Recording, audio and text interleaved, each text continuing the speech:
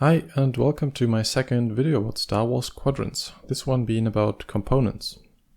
As last time, I will have a very detailed look at what components we can actually see in the trailer, and if possible look at older games, the Star Wars lore, or even the Fantasy Flight X-Wing miniatures game to get as much detail as we possibly can at this point. There are 6 categories of components: primary weapons, auxiliaries, countermeasures, hulls, shields and engines. In today's video I'm just going to talk about the auxiliaries in no specific order, and I will put timestamps in the description if you want to jump to a specific one. First of all, are these all the components in the game? I initially wanted to say definitely not, because there are at least 3 components I found in the trailer that are not on this list. However, these look a little more simplistic, so they might just be placeholders. So far we don't really know, but I expect there to be a few more. Now, the auxiliaries are the only one where you can carry 2 of. They are the 2 outer symbols of your component indicators, with the middle one being the countermeasure. Most of them are missiles, rockets, torpedoes or bombs, and that is where it already gets complicated, because these terms are not really used consistent within Star Wars lore, and they do not always act like our real-world counterparts. Looking at Star Wars games though, rockets tend to be unguided, while missiles are primarily used against other fighters and torpedoes are effective against capital ships, but again, this is very inconsistent. What can be said for sure is that bombs are usually the strongest weapons a fighter can carry, if not for logical reason, then at least to balance out the fact that they are harder to control. First up, the rockets. Starting with these, they seem to confirm what I just said. We can see that both an A-Wing and a TIE fighter can carry at least 40 of these. So even if they are unguided, this is quite a lot. Since they are unguided, you can use them in dogfight, but they will require a lot of skill and or luck, and usually they will be used against bigger ships that are slow. Quick lock missiles. 8 can be seen equipped by TIE interceptors and A-Wings. Without the crosshair it is hard to talk about locking, but to look into the older games again, what you had to do is hold your crosshair on your target for a moment, and that is exactly on your target without the pre-aiming that you would have to do for lasers. That would change your rocket indicator to orange, meaning locking in progress, and after about 3 seconds they would turn green, meaning you are locked and are ready to fire. Losing your target for a split second meant starting over, so in a fast dogfight a quick lock missile could be quite handy, especially for new players. It will be the low risk, low reward missile, I guess. You can see a small indicator on the component sheet for every component that requires such a lock, because not all do. One additional piece of information here about the old games: you could fire every single rocket without a target lock, which resulted in an unguided version, which would also work for slow targets. The Proton Torpedoes, the most iconic auxiliary in Star Wars, that destroyed the first Death Star. We can see them carried by an X-Wing and the TIE Bomber, with the maximum we see being only 5. Interesting here is that the symbol is wrong. Canonically, the Proton Torpedo usually is just the warhead itself, so just a cone. Throughout most games it has this iconic symbol, and even in the movies it appears as just a small head instead of a longer tube-shaped rocket. The Concussion Missiles can be seen used by an X-Wing and a TIE fighter in the trailer. In older games and the miniature games they are basically weaker Proton Torpedoes, but again inconsistent, and we can see that a TIE fighter can carry at least 10 of these to make up for that. Baradium Torpedoes. Baradium is the explosive used in thermal detonators, but depending on the source also in Proton Torpedoes. So I guess this just means it's another bigger version of a Proton Torpedo? Cluster missiles. 2 of these can be seen carried by an A-Wing. They are featured in both Rogue Squadron and the X-Wing miniature game, where they are effective if you fight multiple fighters that are close together.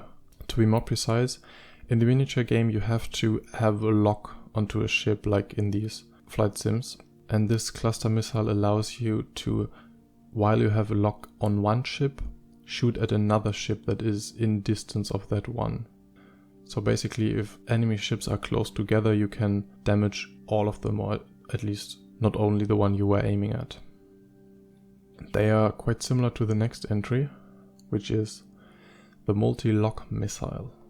5 of them can be seen equipped by a TIE bomber, but to my knowledge they haven't been mentioned in Star Wars before. I think the difference here is that the multi-lock will take longer to lock, since I feel like you have to lock every single ship for a little moment, and then all these targets will be followed by the multi-lock missiles at the same time, even if the ships split up. The cluster missile, however, might be faster to lock, but if you're lucky to have close enemies, you might get multiple hits or kills. Kinda like a missile shotgun if you want. Goliath Missile can be seen fired by a Y-wing in the trailer. Unlike all the other missiles, it is colored red, very slow, and seems to cause a much bigger explosion, even though it's just seen in one single frame. It will likely be one of the heaviest missiles used to destroy capital and support ships. That being said, we can also see one fired by a TIE bomber at a group of X-wings, seemingly destroying them all, but magically sparing the befriended TIE fighters. This kind of situation is what I had in mind for the cluster missile, and I think this is not really the intended use for Goliath missile. Also, for some reason, the color is not red anymore when the TIE bomber fires it. Automatic ion cannon. Could be an exclusive for the Y-wing, because it's the only ship with a visible rotating cannon on top, but I could also imagine it on the U-wing and TIE Reaper. While autocannons ring some alarm bells in a competitive game, there's a good example of how this could work out. In X-Wing Alliance, you would every now and then fly a YT-2000, which is the successor of the Millennium Falcon's type YT-1300.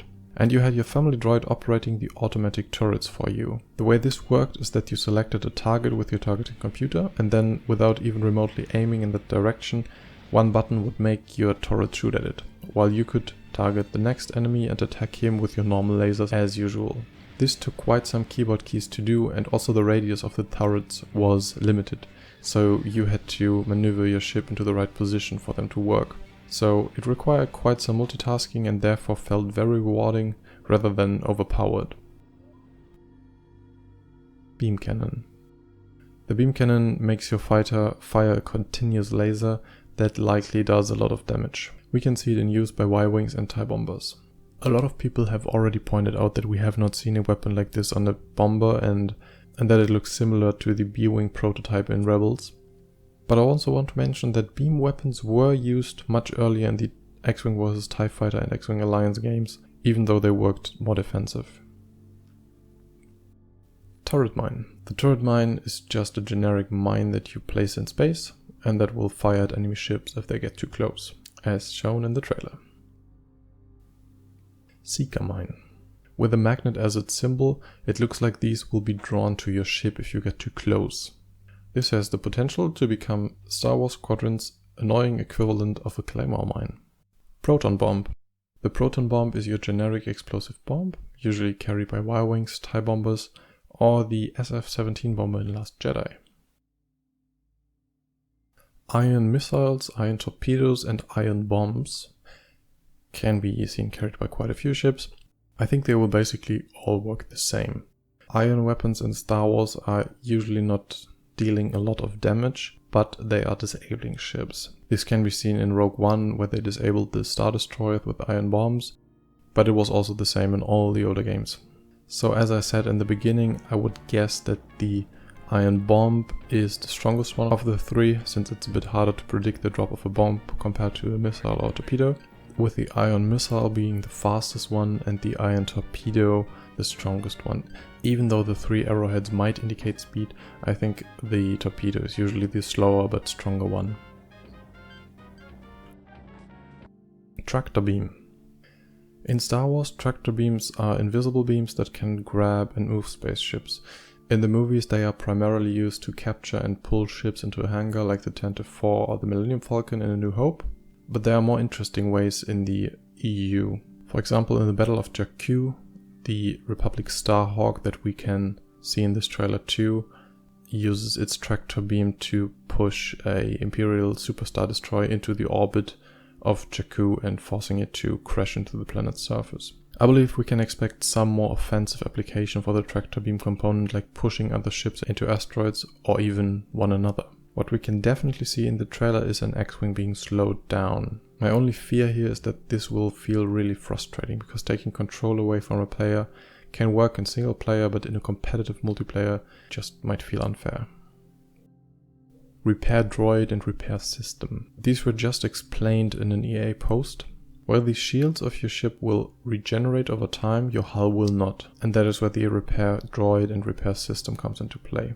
Since we see the droid in X-Wings and the repair systems in TIEs and A-Wings, I believe these might be practically the same, one for ships with astromechs and one without. If you don't know, the only ships carrying astromechs are X-Wings and Y-Wings, but both U-Wing and TIE Reaper would arguably have the space to carry multiple ones too. Now the assault shield and mimicking beacon are on the very end of the auxiliaries, so they could also be countermeasures. I can imagine offensive and defensive functionalities for both of them. The assault shield could give you a temporary immunity to collision damage, enabling you to ram into other players. This would not make much sense though, since the shield just absorbs or deflects energy from lasers or beams. Kinetic energy from a collision should go straight to your hull though. More likely is a temporary protection from lasers from the front, for example if you're on an attack run or in a dogfight situation where both you and your opponent face each other. I thought we could do this manually anyway, as described in my last video, so I am not sure if this component works on top on your overcharged shields in the front. If the mimic beacon is a countermeasure, I think it might intercept enemy missiles in mid-air. That is what the icon looks like. But if it is an auxiliary, it could also work similar to a decoy grenade in shooters, in that it makes your enemy believe he is attacked by a missile, forcing him to haul off. And this wraps up my video about the auxiliaries. I wanted to make one video about all the components, but just these took a lot longer than I expected, and these are the ones where I would not have to rely completely on speculation. If you want to be notified for my next videos, I made a Twitter just for this purpose, and you can find it in the description. Thank you very much for watching, and see you soon.